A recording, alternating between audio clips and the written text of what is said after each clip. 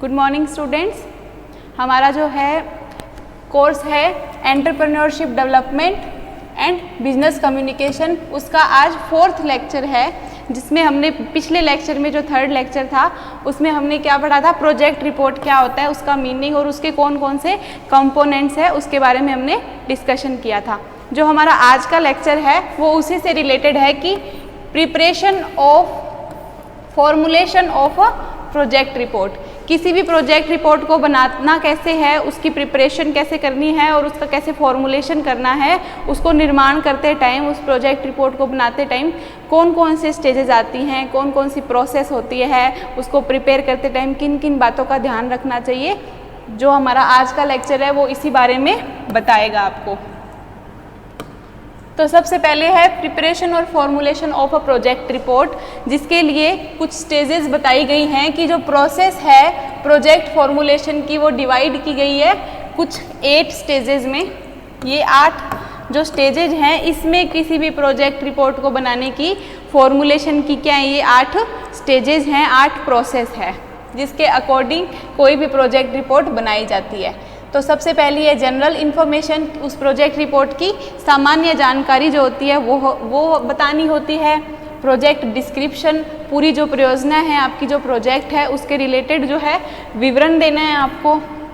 Market की potential क्या है, मतलब आपका जो मार्केट है, आपका प्रोजेक्ट है उससे रिलेटेड जो आप मार्केट है उसकी पोटेंशियल कितनी है। कैपिटल और कॉस्ट और सोर्स ऑफ फाइनेंस, जो भी वित्तीय व्यवस्था है उसके लिए आपके पास कौन कौन से सोर्सेज हैं। असेसमेंट कैसे करना है वर्किंग कैपिटल रिक्वायरमेंट्स का। फाइनेंशियल एस्पेक्ट, पूरा जो भी वित्तीय पहलू है उसको पूरी तरह से आपने कैसे जांचा और परखा है, उससे रिलेटेड। फिर इकोनॉमिक एंड सोशल वेरिएबल्स कौन कौन से हैं जो आपके प्रोजेक्ट और आपके एंटरप्राइज को इफ़ेक्ट कर सकते हैं, उनसे रिलेटेड जानकारी। और फिर प्रोजेक्ट इम्प्लीमेंटेशन, पूरे प्रोजेक्ट को इम्प्लीमेंट कैसे किया, या आपने, चाहे आप कोई नया एंटरप्राइज शुरू कर रहे हो या फिर आपका कोई पहले से एस्टेब्लिश्ड एंटरप्राइज को 3-4 साल हो गए हैं, तो उसमें कोई प्रोजेक्ट को इंट्रोड्यूस कर रहे हो, नए प्रोग्राम को इंट्रोड्यूस कर रहे हो, तो उससे रिलेटेड आपको अगर प्रोजेक्ट रिपोर्ट बनानी है तो ये सब जो है उसके लिए स्टेजेस दी गई हैं, जो कि 8 स्टेजेस हैं। सबसे पहले जनरल इन्फॉर्मेशन। जनरल इन्फॉर्मेशन में हमने कल भी जब कंपोनेंट्स पढ़े थे तो जनरल इन्फॉर्मेशन उसमें बताई थी कि कौन कौन से कंपोनेंट्स का, कौन कौन से ऐसे घटक हैं जिनका ध्यान रखना पड़ता है जब कोई प्रोजेक्ट रिपोर्ट बनाते हैं। तो आज ये जनरल इन्फॉर्मेशन में बताया गया है कि नेम और एड्रेस, नाम और पता उस उद्यमी का जो उस एंटरप्राइज को शुरू करने जा रहा है, जिसने वो एंटरप्राइज ऑलरेडी एस्टेब्लिश कर रखा है, उसका नाम, पता, उसकी जो भी क्वालिफिकेशंस है एजुकेशनल, जो उसका एक्सपीरियंस है, या जितनी भी अदर जो उसकी योग्यताएं हैं, मतलब जो उसकी कैपेबिलिटीज़ हैं, उन सब के बारे में आपको नॉर्मल जानकारी देनी है। फिर इंडस्ट्री प्रोफाइल, जो उसकी इंडस्ट्री शुरू की गई है, जो एंटरप्राइज है उससे रिलेटेड सारी जानकारियां हैं वो उनको प्रोवाइड करनी है, जैसे कि उस प्रोजेक्ट से रिलेटेड पास्ट परफॉर्मेंस कैसी है उस इंडस्ट्री की, या फिर प्रेजेंट स्टेटस उसका क्या चल रहा है, या उसका जो भी फ्यूचर प्लान्स है उसके बारे में, और उस ऑर्गेनाइजेशन की स्ट्रक्चर के बारे में आपको बताना है। और उससे उस जो ऑलरेडी एस्टेब्लिश है, अगर आपका जो एंटरप्राइज है तो उसमें अगर कोई प्रॉब्लम्स चल रही हैं तो उन प्रॉब्लम को डिस्क्राइब करना है आपको। तो ये आपको पूरी अपने इंडस्ट्री और आपके एंटरप्राइज के बारे में बताना है।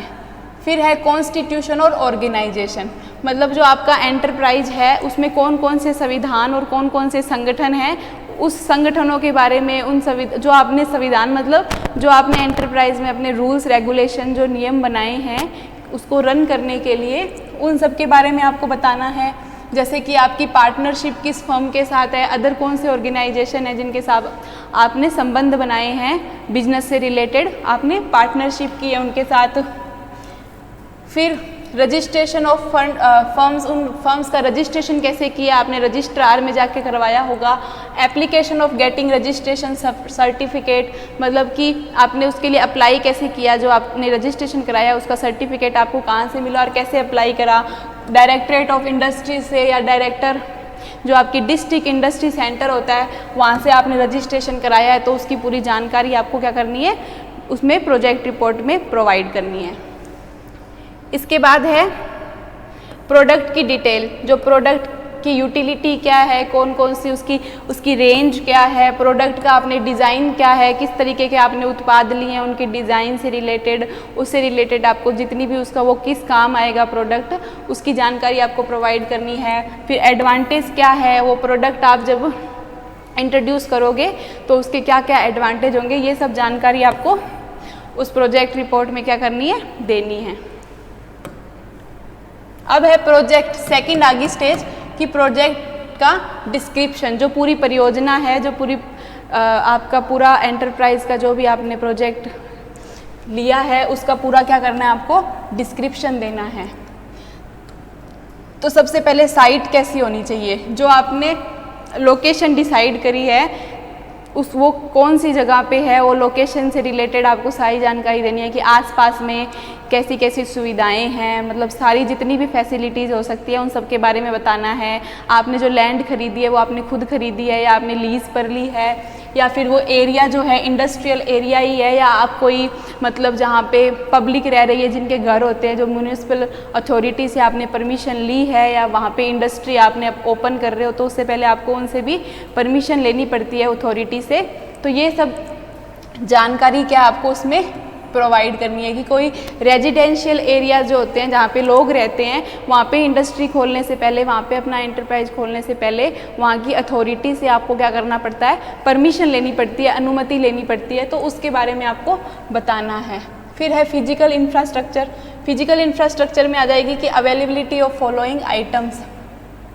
जैसे रॉ मटेरियल,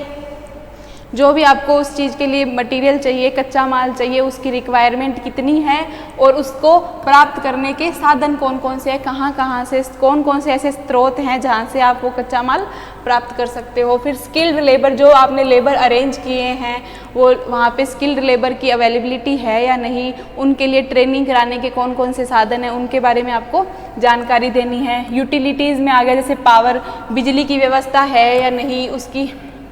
पूरी कितनी रिक्वायरमेंट है, आपको बिजली की कितनी ज़रूरत है, उसको आपको एक प्रोजेक्ट रिपोर्ट में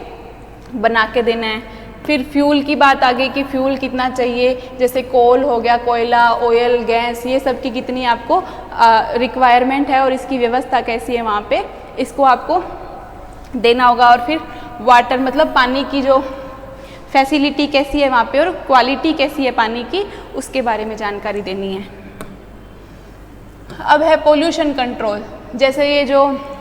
सीवेज का जो वेस्ट मटेरियल है या फिर डंप्स है, जो लिक्विड वेस्ट जिसे कहा जाता है, तो इन सब का वहाँ पे कैसे ट्रीटमेंट किया जाता है, कैसे इस चीज़ का जो ये पोल्यूशन रिलेटेड जितने भी वेस्ट मटेरियल्स होते हैं इनका कैसे आपने अरेंजमेंट होगा, कैसे इसकी व्यवस्था की जाएगी, ट्रीटमेंट किया जाएगा, इन सब का आपको क्लियरली उस प्रोजेक्ट रिपोर्ट में क्या करना पड़ेगा, स्टेट करना पड़ेगा, स्पष्ट रूप से उनको बताना पड़ेगा कि इसकी व्यवस्था हम, जो भी हमारी इंडस्ट्री के कारण पोल्यूशन होगा, प्रदूषण होगा, उसको हम कैसे नियंत्रित करेंगे, इसके बारे में। फिर कम्युनिकेशन के जितने भी टेलीफोन, मोबाइल, कंप्यूटर आपको चाहिए ताकि आप अलग अदर बिजनेस जो भी ऑर्गेनाइजेशंस हैं उनसे कम्युनिकेट कर पाओ, तो उसके लिए आपको बताना पड़ेगा। फिर ट्रांसपोर्ट की फैसिलिटी, ट्रांसपोर्ट की रिक्वायरमेंट कैसी है, मोड क्या है, किस माध्यम से आप ट्रांसपोर्ट करोगे, उसके बारे में आपको बताना पड़ेगा। कौन कौन से साधन है ट्रांसपोर्ट की फैसिलिटीज़ के, कितनी डिस्टेंस है जो आपको डेली प्रोडक्ट्स को बेचने के लिए कवर करनी पड़ेगी, कितनी कितनी दूरी तक आप अपने प्रोडक्ट्स बेचोगे, उसके बारे में आपको बताना पड़ेगा। अदर कॉमन फैसिलिटीज़ जैसे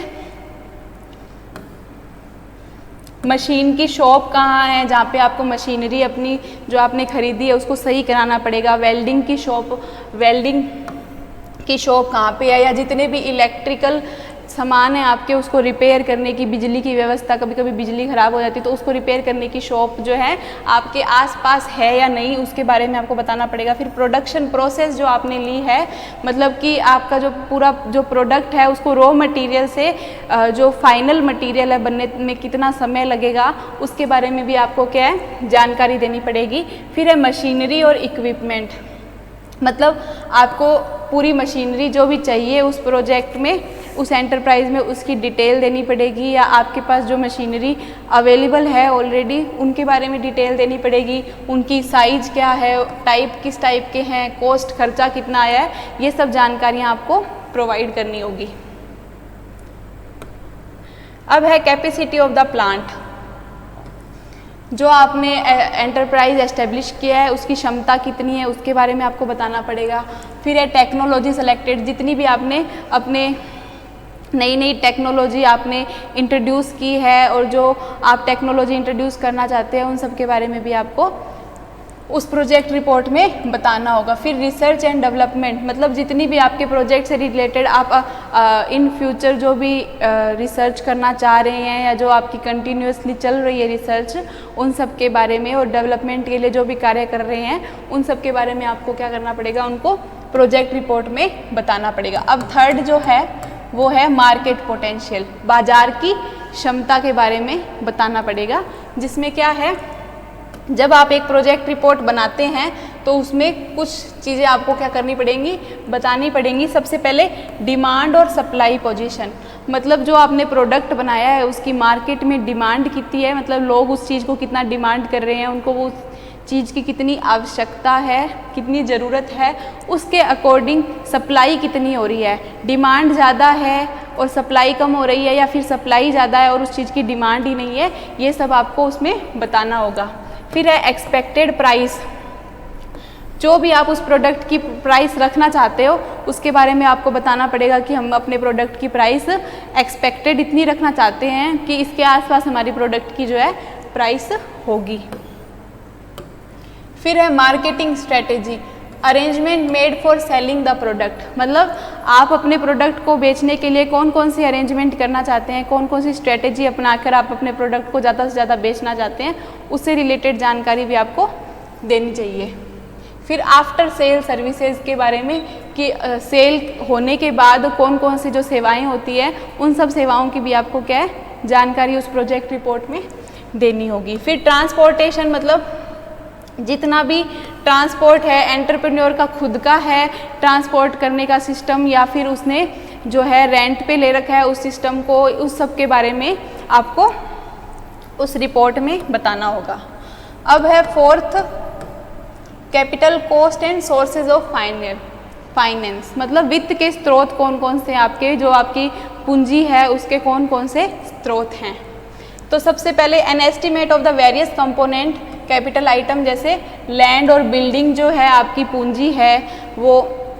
कैसी है, उसकी लोकेशन कैसी है, आपके पास लैंड है, आपकी खुद की भूमि है, या वो आपने लीज पर रेंट पर ले रखी है, आपके पास प्लांट और मशीनरी की व्यवस्था कितनी है, जो आपने अपना एंटरप्राइज इंस्टॉल किया है, जो मशीनरी आपने खरीदी है उसकी कितनी कॉस्ट आई है, और जितने भी प्रीलिमिनरी एक्सपेंसेज हैं, शुरू में जितने भी खर्चे होते हैं वो आपको सारे प्रोजेक्ट रिपोर्ट में क्या करने पड़ेंगे, देने पड़ेंगे। फिर उसके बाद present probable source of finance कौन सा है वो भी आपको बताना पड़ेगा कि आप प्रेजेंट में जो जितनी भी फाइनेंशियल आपको सिक्योरिटीज़ चाहिए, व्यवस्था करनी है, उसके लिए आपके पास फाइनेंस का सोर्स कौन सा है, मतलब खुद के जो ओनर के फंड है, ओनर के पास जितनी संपत्ति है, जितना उसके पास खर्च करने के लिए पैसा है उसके बारे में, या फिर जो उन्होंने अदर फाइनेंशियल इंस्टीट्यूट जो होते हैं जैसे कि बैंक होते हैं या जितने भी ऑर्गेनाइजेशंस हैं उनसे आप अगर असिस्टेंस लेते हो, मतलब हेल्प लेते हो, तो उन सोर्सेज के बारे में भी आपको क्या करना पड़ेगा, उस रिपोर्ट में मेंशन करना होगा। अब है fifth, assessment of working capital requirement. The requirement for working capital and it's sources of supply should be carefully stated in the project report, मतलब आपको वर्किंग कैपिटल की कितनी ज़रूरत है, जो कार्यशील पूंजी होती है उन सबको भी आपको प्रोजेक्ट रिपोर्ट में मेंशन करना होगा। It is always better to prepare working capital requirement in the prescribed format, मतलब इस आपको एक ऐसा फॉर्मेट बनाकर अपनी जितनी भी वर्किंग कैपिटल है उसको पहले से अच्छे से मेंशन करके रिपोर्ट करना होगा प्रोजेक्ट रिपोर्ट में, ताकि आप बता सकते हो कि अपनी रिक्वायरमेंट जो है आपकी वो आपको कितनी है, उस चीज़ की आवश्यकता कितनी है, आपकी लिमिट कितनी है, उन सबको अच्छे से डिसाइड किया जा सके, ताकि it will minimise objection from the banker side. मतलब आप जब बैंक से लोन लेते हो और जब वित्त की व्यवस्था करते हो उस टाइम क्या होता है, बैंक वालों को कोई ऑब्जेक्शन नहीं होता है और वो आपका जो प्रोजेक्ट रिपोर्ट है वो पास कर देते हैं, जिससे आपको फाइनेंशियल जो हेल्प चाहिए उसमें कोई प्रॉब्लम नहीं आती है। अब है सिक्स्थ, अदर फाइनेंशियल एस्पेक्ट देखने के लिए in order to adjust the profitability of the project to set up a projected profit and loss account indicate. इसको आपको क्या करना पड़ेगा, ध्यान में रखना पड़ेगा। जो अदर फाइनेंशियल आपके मैटर्स हैं उनको सॉल्व करने के लिए, उनको एडजस्ट करने के लिए और आपका जो भी लाभ है उसको बनाए रखने के लिए जब आप प्रोजेक्ट को सेटअप कर रहे हो या आपका ऑलरेडी सेटअप जो एंटरप्राइज है उसमें कोई नया प्रोजेक्ट इंट्रोड्यूस कर रहे हो, तो उस टाइम आपको इन सब चीज़ों का ध्यान रखना पड़ेगा कि जो आपकी बिक्री है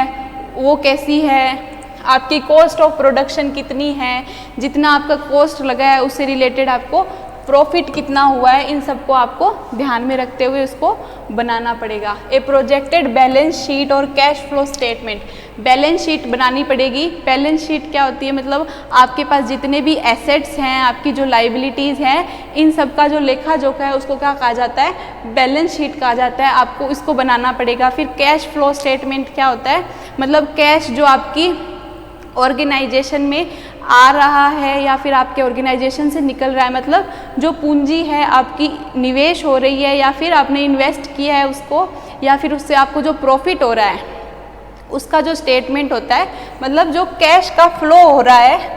चाहे वो आपके प्रोडक्ट बेचने से आपके पास जो बिक्री होके जो प्रॉफिट हो रहा है वो, या फिर आपको कोई सामान खरीदना पड़ रहा है, रिसोर्सेज अवेलेबल करने पड़ रहे हैं, उनके लिए जो आपका जो पूंजी है वो लग रही है, तो इसका जो फ्लो हो रहा है, इसका जो फ्लो है उसको क्या कहते हैं फिर, कैश फ्लो स्टेटमेंट। इसको भी आपको बनाना पड़ेगा ताकि आपकी जो फाइनेंशियल पोजीशन है वो पता चल सके कि आपकी जो ऑर्गेनाइजेशन है उसकी आर्थिक व्यवस्था में, मतलब जो फाइनेंशियली वो कितने स्टेबल हैं या नहीं है, इससे आपके उनको पता लग जाएगा और आपकी जो जितनी भी रिक्वायरमेंट्स है उन सब के बारे में भी पता लगाया जा सके। इन एडिशन जो ब्रेक इवन एनालिसिस होता है वो भी करना चाहिए। ब्रेक इवन एनालिसिस क्या होता है, ऐसे पॉइंट पे आपको एनालिसिस करना है जहाँ पे नो प्रॉफिट नो लॉस हो, ना तो आपकी कंपनी को ज़्यादा कोई लॉस हो रहा हो या ना ही आपकी कंपनी को प्रॉफिट हो रहा हो। वो जो बिंदु होता है उसको क्या कहते हैं, ब्रेक इवन एनालिसिस कहते हैं। ब्रेक एनालिसिस क्या होता है, लेवल ऑफ प्रोडक्शन, उत्पाद हुआ है आपका, उत्पादकता जो है, और जो सेल्स है मतलब जो बिक्री है, where the industrial enterprise shall earn neither profit, ना तो उन्होंने लाभ कमाया और ना ही उनकी कोई हानि हुई, ना ही उनका कोई लॉस हुआ। इसको क्या कहते हैं, ब्रेक इवन कहते हैं। ब्रेक इवन लेवल इंडिकेट क्या करता है, गेस्टेशन पीरियड, एक गेस्टेशन पीरियड को इंडिकेट करता है जिसमें ये बताता है कि ना ही तो उस कंपनी को उस पॉइंट पे लॉस है और ना ही एकदम उसका समान जो लेवल होता है वो निर्देशित करता है कि ना उनको लॉस हुआ है और ना ही उनको प्रॉफिट हुआ है। वो बिंदु पर जब रुकते हैं, उस बिंदु पर आकर जब हम एनालिसिस करते हैं तो वो एनालिसिस करना भी बहुत ज़रूरी होता है। इसके लिए एक फॉर्मूला बताया गया है जहाँ पे fix cost upon sales projected minus variable cost into 100 से करके इसको आप कैलकुलेट कर सकते हो ब्रेक इवन पॉइंट को, कि वो जो आंसर आएगा वो ऐसा पॉइंट होगा, वो परसेंटेज ऐसा होगा जिस पे ना आपको लॉस होगा और ना ही उस कंपनी को क्या होगा, प्रॉफिट होगा। Thus the break even point so calculated will indicate at what percentage of sale, मतलब बिक्री की वो कौन सी परसेंटेज है जिस परसेंटेज पे ना ही तो उस कंपनी को लॉस होगा और ना ही उस कंपनी को फायदा होगा, वो पॉइंट क्या कहलाएगा, ब्रेक इवन पॉइंट कहलाएगा। अब है economic and social variable. In view of social responsibility of business, जो एबेटमेंट कॉस्ट होती है, जैसे cost of controlling the environment damage, मतलब आपने जो एनवायरमेंट रिलेटेड आप डैमेज कर सकते हो अपने ऑर्गेनाइजेशन से, उसकी कॉस्ट कितनी होगी उसको आपको ध्यान रखना होगा। जो भी अरेंजमेंट आप करोगे उन सब के बारे में बताना होगा, उसमें मेंशन करना होगा कि जो आपकी कंपनी है, जो ऑर्गेनाइजेशन है, जब आप प्रोडक्ट का जो प्रोडक्ट जब आप बनाओगे तो उसकी वजह से कोई आप इन्वायरमेंट को नुकसान पहुंचा रहे हो नहीं, उसके बारे में आपको पहले से बताना होगा। जो भी सोशियो इकोनॉमिक बेनिफिट है expected to accrue from the project, उसको भी स्टेट करना पड़ेगा। आपके जो भी सामाजिक और आर्थिक आपको लाभ हो रहे हैं उस चीज़ से, उस प्रोजेक्ट में, उसको आपको मेंशन करना पड़ेगा। जैसे कि आप अपने उस इंडस्ट्री से एम्प्लॉयमेंट जनरेशन कर रहे हो, मतलब लोगों के लिए आपने जो इंडस्ट्री खोली है वहाँ पे आपको लेबर भी चाहिए, स्किल्ड वर्कर्स भी चाहिए, जितने एम्प्लॉयज़ हैं वो चाहिए नए अपने काम को चलाने के लिए। तो उसके लिए आपने क्या किया, रोज़गार को जनरेट किया है, आपने रोज़गार का सर्जन किया ताकि लोगों को एम्प्लॉयमेंट के ऑप्शंस मिल सकें। इंपोर्ट का सब्सटीट्यूशन क्या है, आपने जो आप आयात कर रहे हो उसके कौन कौन से सब्सटीट्यूट आपके पास अवेलेबल है उनके बारे में बताओगे। फिर एक्सपोर्ट के कौन से साधन हैं उनके बारे में बताओगे। जो लोकल रिसोर्सेज है अवेलेबल है उनका उपयोग कैसे करना है उन सब के बारे में आपको मेंशन करना पड़ेगा। और फिर जो डेवलपमेंट ऑफ द एरिया उसके बारे में आपको बताना पड़ेगा कि वो एरिया का भी आपके जो प्रोजेक्ट के कारण आपने जो अपना ऑर्गेनाइजेशन चूज़ किया है उसके कारण उस एरिया का कितना डेवलपमेंट हुआ है उसके बारे में बताना पड़ेगा। और एक है एंसिलराइजेशन, मतलब अनुषंगीकरण। ये होता है कि कुछ एम्प्लॉयज़ ऐसे होते हैं जो हेल्प करना, जो मतलब सोशल हेल्पर्स होते हैं, तो उनको कितना बेनिफिट हो रहा है और आप उनका कैसे मतलब यूटिलाइजेशन कर रहे हो अपने